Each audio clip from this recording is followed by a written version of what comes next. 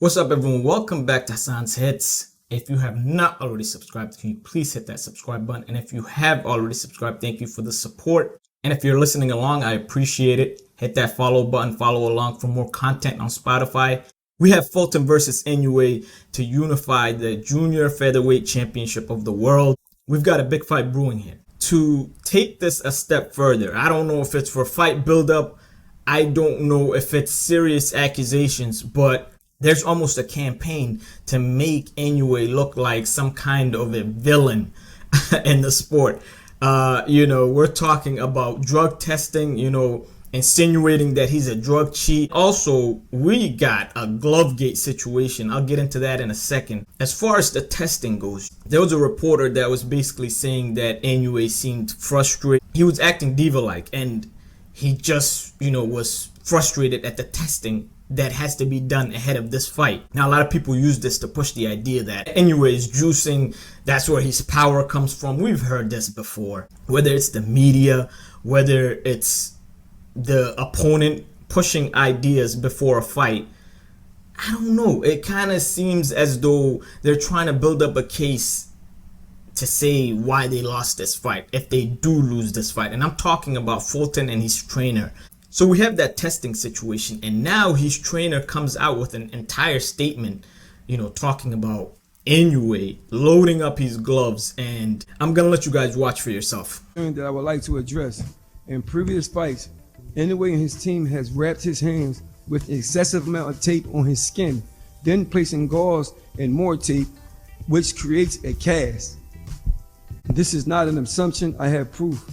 We could also wrap our hands in the same fashion, but then again, where is the level of safety for the fighters? If this issue isn't resolved, I would not let my fighter into the ring.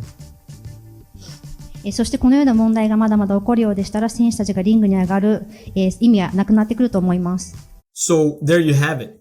Now, Fulton's trainer insinuating that he's gonna pull Fulton out of the fight. If this issue that was never an issue before, according to any other opponent that's faced Inoue, this has never been an issue before. We haven't heard of Glovegate from Inoue before. We haven't heard of Inoue being some sort of a drug cheat before, but we're hearing it now. Now, I want you guys to pay attention to something real quick. Rewatch the clip I just played if you have to.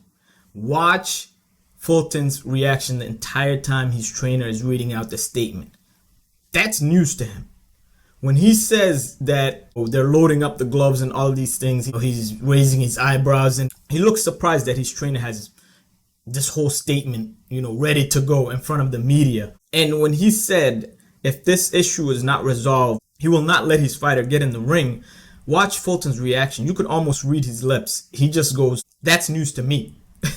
Like, he's actually surprised by this entire statement and what his trainer had to say in front of the media. It almost looks as though his trainer had this whole setup ready to go without his fighter's consent. That's what it seems like to me. Rewatch the clip and watch Fulton's reaction the entire time his trainer is reading out the statement. Now, to finish off, I want to say one thing about this fight coming up. Inoue is in a huge fight. I expect Inoue to win this fight. I expect him to finish Fulton, and I expect big things from Inoue in the future. He is a prodigy, and he is a problem in this boxing game. Having said this, I don't know who's managing Inoue. I don't know what's going on with him, but in order for him to become the star that he's destined to be, in order for him to become a global star, you have to leave Japan. You can't be fighting on Tuesdays at 4 a.m., 5 a.m., 6 a.m., 7 a.m., and expect the entire world to know your name. He's got to come over to the UK. He's got to come over to the US. He's got to be mainstream in boxing. Let's have a little fun with the UFC. And, we're just going to go down the path of what could have been. You see, for a couple of years now, Khamzat Chimaev has had Kamaru's name in his mouth. He's been saying all sorts of things about Kamaru. And he believes he can just dismantle and obliterate Kamaru Usman, right? And now you have a chance. So Kamaru stepped on the gas pedal. He started pushing for the fight. Khamzat is now booked for the fight against Paulo Costa. But what could have been is Kamaru versus Chimaev, right? I just want to ask a simple question. Did Khamzat Chimaev duck Kamaru Usman? I will say all signs point to Khamzat Chimaev ducking Kamaru Usman because the opportunity was right there. You've been talking about Kamaru for the past 2+ years. Now Kamaru is still at the top of the division and he was looking for a dance partner to get back into the title picture and he called you out.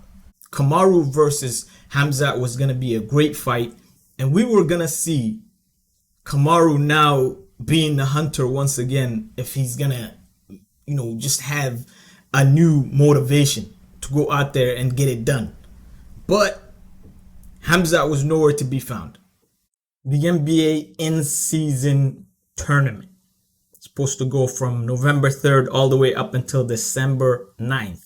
What to make of this? Now, the NBA is doing this, obviously, because they want the NBA season to be a little more exciting. Now, will this work? I don't think so. I don't believe this is going to work. I don't believe any of the players are going to be up for it. I don't think anyone really cares that much, especially the superstars.